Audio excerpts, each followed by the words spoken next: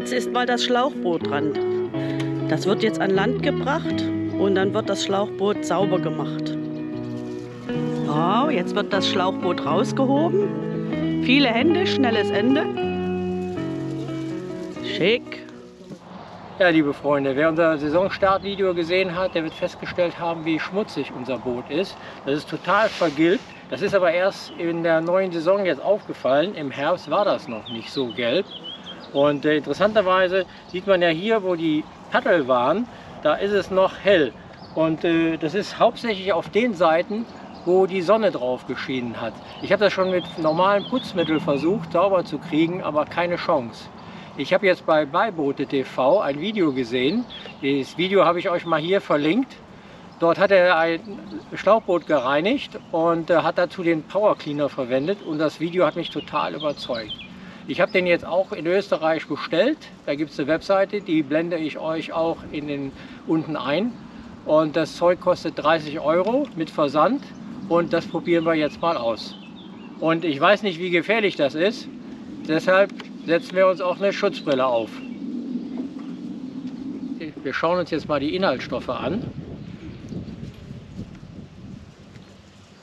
Und interessanterweise finde ich hier überhaupt keine Inhaltsstoffe, außer ein Zeichen, dass es wohl ätzend ist und Hautreizungen verursacht und Augenreizungen.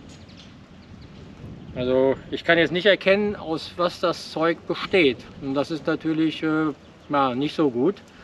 Allerdings weiß ich auch überhaupt nicht, ob das überhaupt erlaubt ist in Deutschland. Gut, kommt aus Österreich, aber trotzdem finde ich das schon bedenklich, dass hier nicht draufsteht, aus was das Zeug besteht.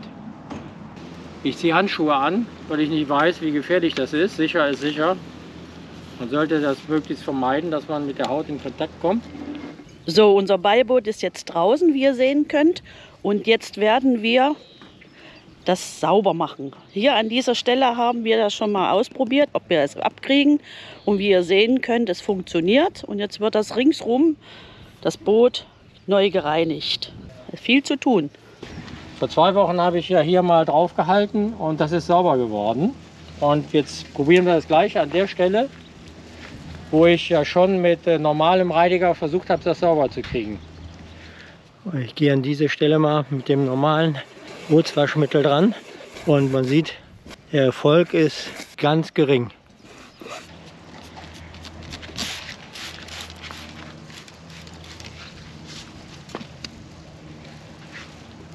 Man sieht schon, dieses Gelbe verläuft ein wenig und wir reiben jetzt hier rüber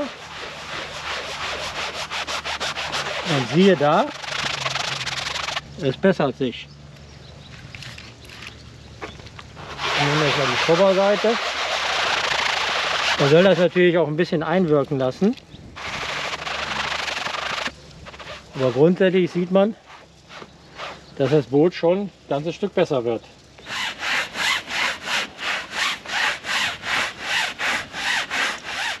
Die dunklen Stellen hier, wo das Boot so lang geschliffen ist an Pollern, die gehe ich jetzt mal an. Das scheint schon sauberer zu werden. Das Boot ist jetzt wieder einigermaßen sauber. Wir haben es noch nicht perfekt gemacht, weil das ist doch sehr viel Arbeit. Aber der Unterschied zwischen da, wo das Paddel war und drunter, ist jetzt kaum noch zu sehen. Auch der Bug hier mit den Hohnwave ist auch wieder ordentlich. Den Fleck, den wir hier vorher hatten, sieht man jetzt nicht mehr. Über die Qualität des Bootes lässt sich streiten. Wir haben hier noch einige gelbe Stellen, die haben wir jetzt noch nicht weggekriegt. Die müssen wir noch mal bearbeiten. Aber man sieht hier schon, es fängt an auszureißen. Nach 4 Jahren. Hier ist auch schon ein Stück lose. Hier löst sich das auch schon ab vom Ruder. Ich frage, wie lange das hält. Also so ganz zufrieden bin ich mit der Qualität nicht. Fahren tut das Boot sehr gut. Man merkt schon, das Boot hängt seit 4 Jahren an der Davids, ständig in der Sonne. Auch hier sieht man, das Holz ist ausgerissen und blättert ab. Auch nicht toll. Hier an der Rauheit der Fender sieht man, wie unerbittlich die Sonne zuschlägt.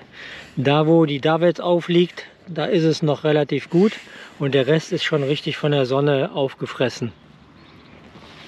Das Boot hat ja keine festen Haken für die Davits vorne. Die sind auch nur im Gummi eingelassen. Aber das hält überraschenderweise schon seit 4 Jahren sehr gut. Da hatte ich eigentlich erwartet, dass uns das vielleicht ausreißt.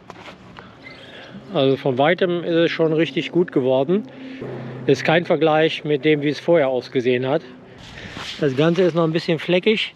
Das heißt, wenn man ganz viel mit der Wurzelbürste arbeitet, dann kriegt man das noch besser hin. Aber mein Arm tut heute genug weh und fürs Erste reicht das. Und wir werden sicherlich über das Jahr die eine oder andere Stelle noch mal bearbeiten, um das richtig sauber zu machen. Ja, das Zeug hat seine Arbeit gemacht. Das hat wunderbar funktioniert. Das Boot wird, wenn man das ordentlich mit der Wurzelbürste bearbeitet, auch sauber.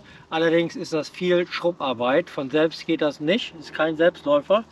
Und ja, mit viel mehr Schrubben könnte man es noch besser hinkriegen.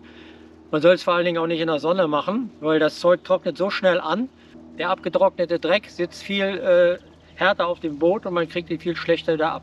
Also am besten zu zweit einwirken lassen, mit Wasser verdünnen, schrubben und dann gleich abspülen und dann ist alles gut. Nicht erst antrocknen lassen.